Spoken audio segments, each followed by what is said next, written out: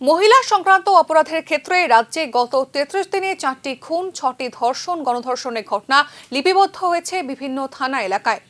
লিপিবদ্ধ করা হয়েছে ৩টি প্ররোচিত আত্মহত্যার ঘটনাও।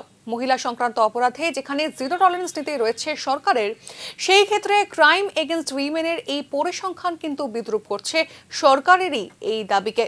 ন্যাশনাল ক্রাইম রেকর্ড ব্যুরোর সর্বশেষ দেওয়া তথ্য অনুযায়ী মহিলা সংক্রান্ত অপরাধের তালিকায় জনসংখ্যার অনুপাতে উত্তর পূর্বাঞ্চলে প্রথম এবং সারা দেশে ষষ্ঠ স্থানে রয়েছে ত্রিপুরা।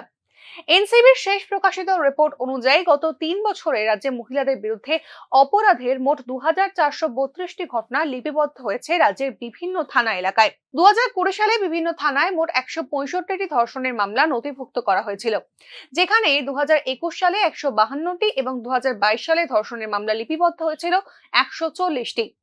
২০২০ সালে যৌতুক সংক্রান্ত ২৩টি মৃত্যুর মামলা দায়ের করা হয়, যেখানে ২০২১ সালে 22টি এবং ২০২২ সালে লিপিবদ্ধ হয় 25টি যৌতুক সংক্রান্ত গৃহবধূর মৃত্যুর মামলা। ২০২০ সালে শ্লীলতাহানির মামলা লিপিবদ্ধ হয়েছে ১৬৯টি, ২০২১ সালে ১26টি এবং ২০২২ সালে ১23টি শ্লীলতাহানির মামলা লিপিবদ্ধ হয়েছে বিভিন্ন থানাগুলিতে।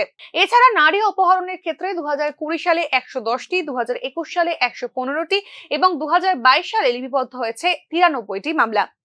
নারী সংক্রান্ত অপরাধের বিরুদ্ধে সরকারের জিরো টলারেন্স নীতির দাবির মধ্যেই বিভিন্ন থানা এলাকায় সর্বশেষ গত ৩৩ দিনে লিপিবদ্ধ হয়েছে 4টি খুনের মামলা। এই সময় লিপিবদ্ধ হয়েছে 6টি ধর্ষণ, গণধর্ষণের ঘটনাও। প্ররোচিত আত্মহত্যার ঘটনাও লিপিবদ্ধ হয়েছে 3টি। নারীদের বিরুদ্ধে অপরাধী মামলার ক্ষেত্রে জিরো টলারেন্স নীতি রয়েছে রাজ্য সরকারের।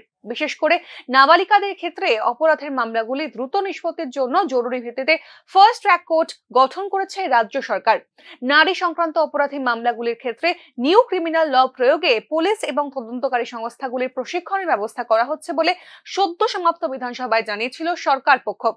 এত কিছুর পরেও ত্রিপুরার নারী সংক্রান্ত অপরাধের ঘটনাগুলি কিভাবে উঠে আসছে রাজ্য এবং জাতীয় পর্যায়ের সংবাদ মাধ্যমগুলিতে, তা নিয়েই উঠছে প্রশ্ন। নারী সংক্রান্ত অপরাধের মামলাগুলির অধিকাংশই সামাজিক অবরোধের অন্তর্ভুক্ত হলেও এই ক্ষেত্রে নিজের দায় এড়াতে পারে না সরকার। জিরো টলারেন্স নীতির পাশাপাশি সমাজের তৃণমূল পর্যায়ে আইনের কঠোর নিয়োগই মামলা সহিংসতার ঘটনাগুলিতে হ্রাস টানতে পারে বলেই মনে করছেন সমাজতত্ত্ববিদরা। ব্যুরো রিপোর্ট, নিউজ নাও।